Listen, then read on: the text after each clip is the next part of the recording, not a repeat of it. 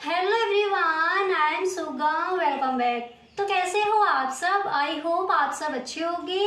स्वागत है आप सभी का आपके अपने एसपी स्टडी यूट्यूब चैनल पर। तो गाइस, आज हम इस वीडियो में आपके लिए लेकर आए हैं इकोनॉमिक्स के कुछ इंपॉर्टेंट क्वेश्चंस जो इस बार के बोर्ड एग्जाम के लिए इंपॉर्टेंट है। उन सारे प्रश्नों को आज हम इस वीडियो में देखने वाले हैं। तो गाइस, आप इस वीडियो में एंड तक बने रहें। वीडियो को आपको बिल्कुल भी स्किप नहीं करना है। जितने भी आपके इंपॉर्टेंट क्वेश्चन हैं उन सारे प्रश्नों को आज हम इस वीडियो में आपके लिए लेकर आए हैं। और गाइस, अगर आपको सच में ये वीडियो पसंद आए तो आप इस वीडियो को अपने सभी दोस्तों में एक बार शेयर जरूर करें। वीडियो अच्छा लगे तो आप इस वीडियो को एक लाइक जरूर कर दें, ठीक है। और गाइस, अगर आप इस बार का बोर्ड एग्जाम देने वाले हो और इस बार के बोर्ड एग्जाम में अगर आपको भी 90+ स्कोर करना है तो आप इस वीडियो को पूरा देखें, ठीक है। और गाइस, इसी तरह से ऑल सब्जेक्ट के जो भी आपके इंपॉर्टेंट क्वेश्चन हैं, मॉडल पेपर हैं, उनके फुल सॉल्यूशन आपको मिलेंगे इसी चैनल पर। तो अगर अभी तक आपने इस चैनल को सब्सक्राइब नहीं किया है तो आप इस चैनल को सब्सक्राइब कर लीजिए एंड बेल आइकन को भी प्रेस कर देना ताकि वीडियो की जो भी नोटिफिकेशन हो वो सबसे पहले आपके पास पहुंचे, ठीक है। तो चलिए बिना टाइम वेस्ट के वीडियो को स्टार्ट करते हैं। तो गाइस, यहाँ पर देखिए जो आपके इम्पोर्टेंट क्वेश्चन हैं उनको आज हम यहाँ पर देखेंगे, ठीक है। तो यहाँ पर जो आपका फर्स्ट क्वेश्चन है तो वो मैंने यहाँ पर लिया है कि राजकोषीय नीति से आप क्या समझते हैं। क्वेश्चन क्या है? राजकोषीय नीति से आप क्या समझते हैं, ठीक है।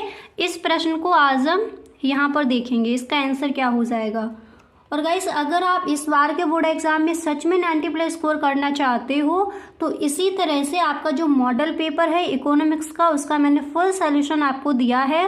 उसमें आपकी वही क्वेश्चंस हैं जो इस बार के बोर्ड एग्जाम के लिए इम्पोर्टेंट है, ठीक है।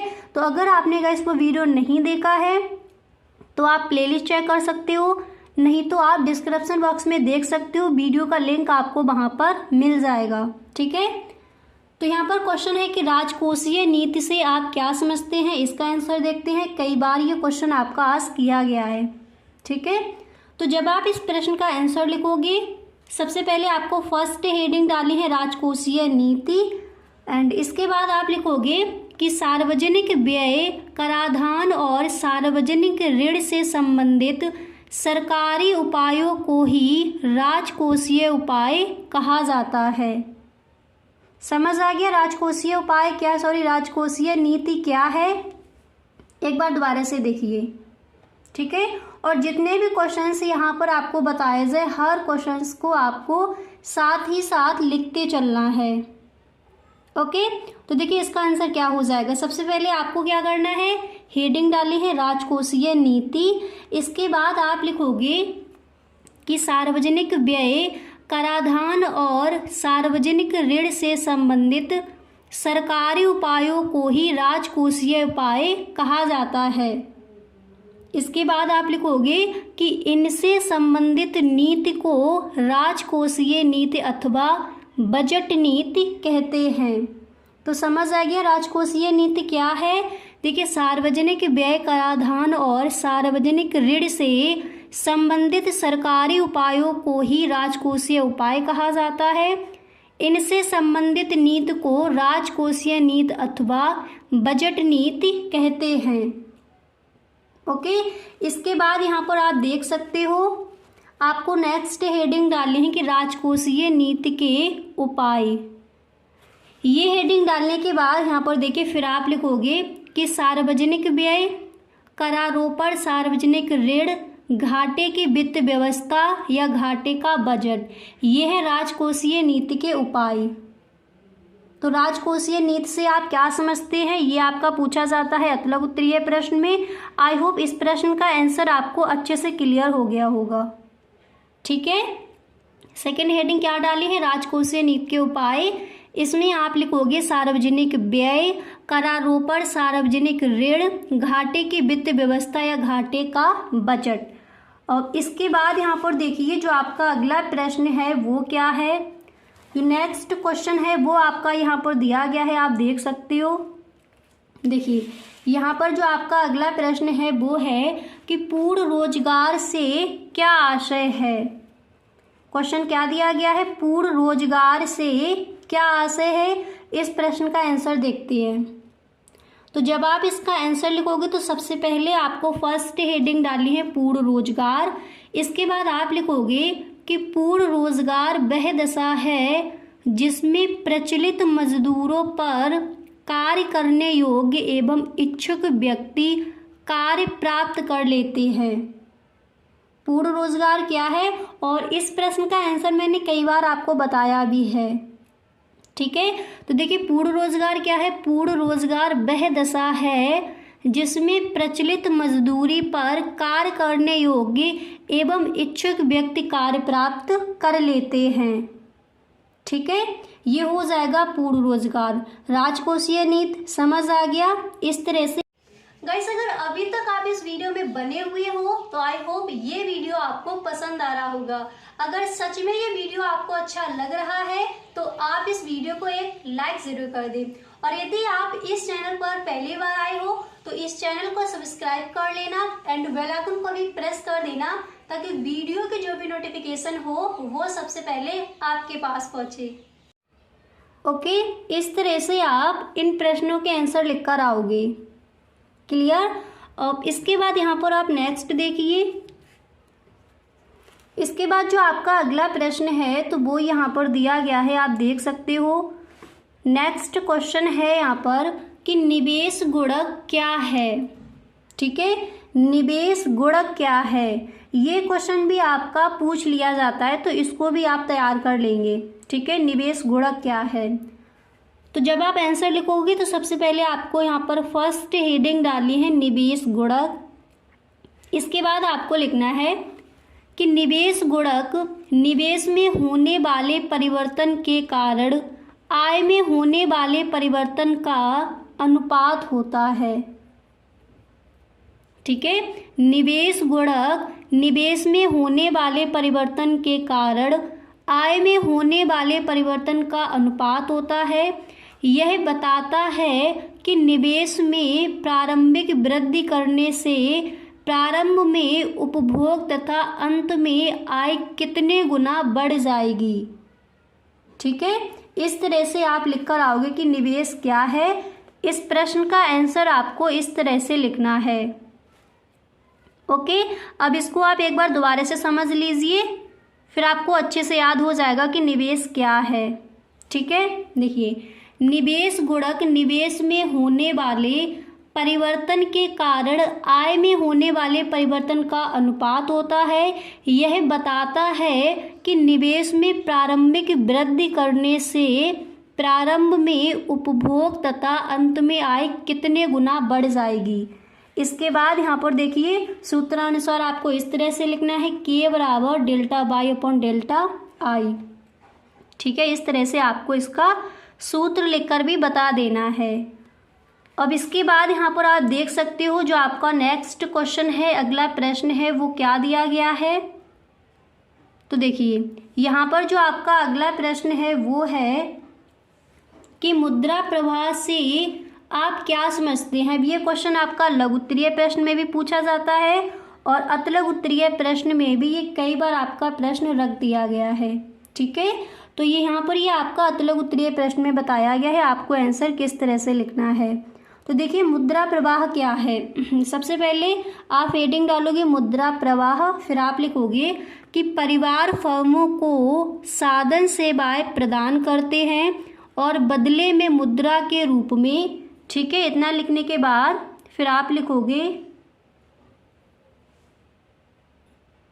इसके बाद यहाँ पर देखिए आपको लिखना है कि पारिश्रमिक प्राप्त करते हैं।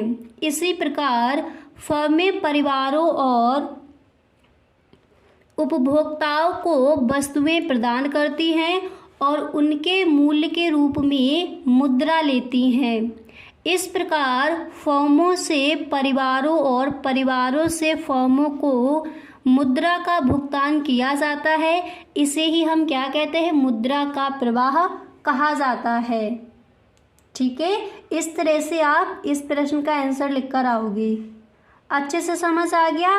अब इसके बाद यहाँ पर नेक्स्ट देखिए, जो आपका अगला प्रश्न है वो क्या है उसको देखिए। तो देखिए जो आपका नेक्स्ट है और ये इस बार के बोर्ड एग्जाम के लिए इम्पोर्टेंट भी है। तो यहाँ पर आपका क्वेश्चन दिया गया है कि अल्पकाल एवं दीर्घकाल में भेद कीजिए।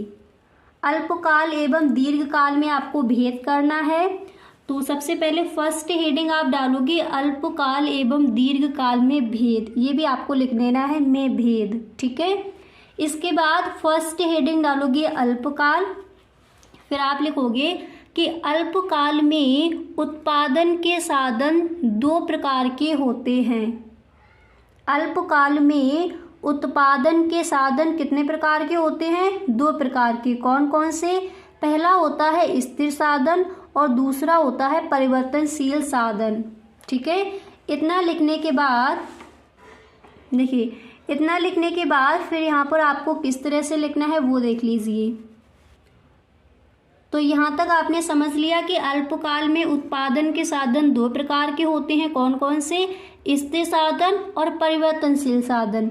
अब यहाँ पर ये समझिए कि स्थिर साधन कौन कौन से हैं, यानी स्थिर साधन क्या है, इसकी डेफिनेशन क्या हो जाएगी उसको समझिए, ठीक है। तो देखिए ये आपको ब्लैक पेन से दोबारा से लिखना है स्थिर साधन, फिर आप लिखोगे कि स्थिर साधन वे हैं जिनकी मात्रा में उत्पादन प्रक्रिया में उत्पादन नहीं किया जा सकता। स्थिर साधन, ठीक है। ब्लैक पेन से आप हेडिंग डालोगे स्थिर साधन, फिर आप लिखोगे कि स्थिर साधन वे हैं जिनकी मात्रा में उत्पादन प्रक्रिया में उत्पादन नहीं किया जा सकता।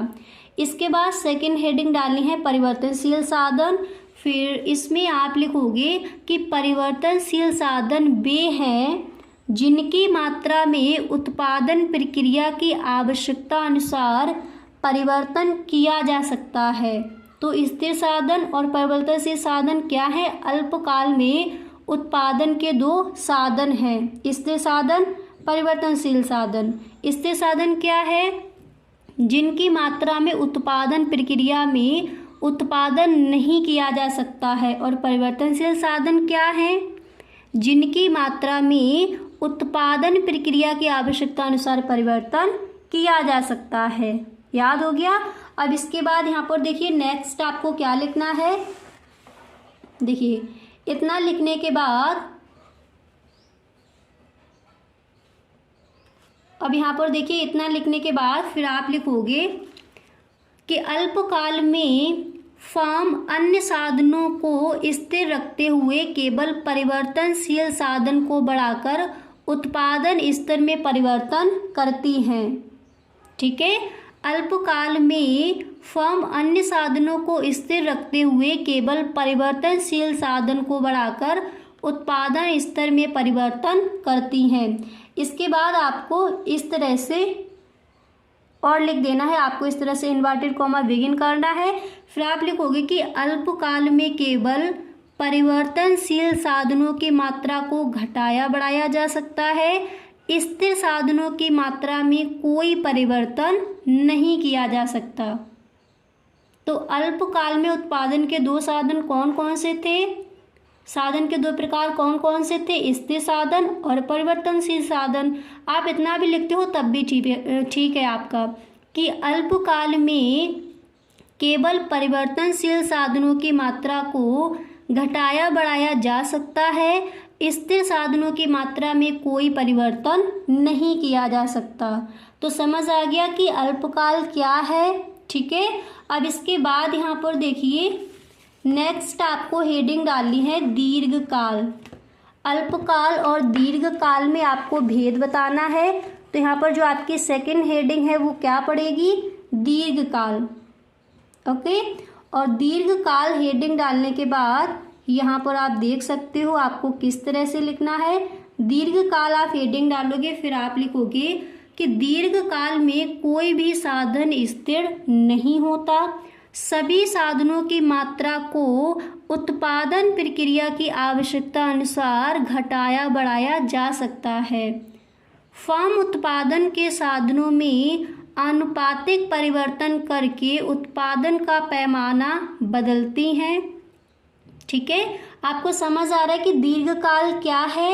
एक बार दोबारा से देखिए, दीर्घ काल में कोई भी साधन स्थिर नहीं होता। ठीक है, सभी साधनों की मात्रा को उत्पादन प्रक्रिया की आवश्यकता अनुसार घटाया बढ़ाया जा सकता है। फर्म उत्पादन के साधनों में आनुपातिक परिवर्तन करके उत्पादन का पैमाना बदलती हैं। अल्पकाल और दीर्घकाल में आधारभूत अंतर समयावधि का है। ठीक है, इतना लिखने के बाद देखिए फिर आप आगे लिखोगे, देखिए समयावधि का है, इस तरह से आप लिखोगे। फिर लिखोगे कि किसी भी उत्पादन प्रक्रिया के लिए दीर्घकाल अल्पकाल की तुलना में एक लंबी समयावधि होती है और इसलिए सभी साधनों में आवश्यकता अनुसार परिवर्तन किया जा सकता है। तो अल्पकाल क्या है और दीर्घकाल क्या है, इनके अंतर अच्छे से आपने समझ लिए। ठीक है, अब इसके बाद यहाँ पर देखिए जो आपका नेक्स्ट क्वेश्चन है वो क्या है उसको देखते हैं। जो अगला प्रश्न है तो वो यहाँ पर आपका दिया गया है, आप देख सकते हो कि स्टॉक एवं, देखिए अब यहाँ पर जो आपका नेक्स्ट प्रश्न है तो वो यहाँ पर दिया गया है। देखिए अगला प्रश्न आपका है कि स्टॉक एवं प्रवाह के अंतर को निम्नलिखित प्रकार स्पष्ट किया जा सकता है। ठीक है, इस तरह से यानी स्टॉक और प्रवाह में क्या अंतर है ये आपका क्वेश्चन आस्क किया जाएगा। ठीक है, तो यहाँ पर आप लिखोगे स्टॉक, उधर लिखोगे फ्लो। ठीक है, फ्लो यानी प्रवाह, स्टॉक यानी स्टॉक। तो देखिए फर्स्ट आप डालोगे, यहाँ पर फर्स्ट पॉइंट डालने के बाद आपको लिखना है कि स्टॉक किसी एक विशेष समय बिंदु पर मापी जाने वाली आर्थिक चर की मात्रा है। और प्रवाह क्या है, प्रवाह किसी एक समयावधि के दौरान मापी जाने वाली आर्थिक चर की मात्रा है। ठीक है, इसके बाद यहाँ पर आप देख सकते हो आपको सेकंड पॉइंट यहाँ पर डालना है।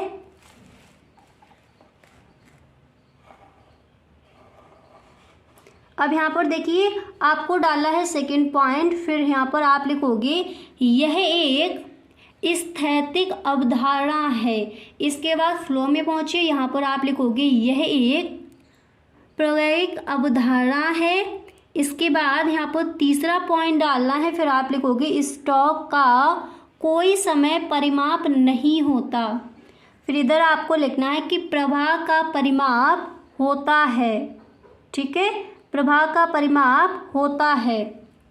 इसके बाद इधर आपको 4 पॉइंट डालना है। फिर आप लिखोगे कि स्टॉक पूंजी स्टॉक है और इधर आप लिखोगे कि राष्ट्रीय आय प्रवाह है। इसके बाद यहाँ पर जो आपका नेक्स्ट प्रश्न है उसको देख लीजिए। जो अगला क्वेश्चन है वो यहाँ पर आपका दिया गया है। देखिए नेक्स्ट क्वेश्चन है कि व्यावसायिक बैंकों के मुख्य कार्यों को संक्षेप में लिखिए। व्यावसायिक बैंकों के मुख्य कार्यों को संक्षेप में लिखिए। ये जो क्वेश्चन है ये भी आपका इस बार के बोर्ड एग्जाम के लिए इम्पोर्टेंट है, इसको भी आपको अच्छे से तैयार कर लेना है। ठीक है, तो गाइस आज हमने यहाँ पर देखे सम आपके important questions for board exam. तो गाइस आज के लिए बस इतना ही, मिलते हैं नेक्स्ट वीडियो में। इसी तरह से नेक्स्ट वीडियो भी आपका आएगा, उसमें भी आपको जो आपके इम्पोर्टेंट क्वेश्चन है वो बताए जाएंगे। ठीक है, तो आप उस वीडियो को देखना ना भूलें।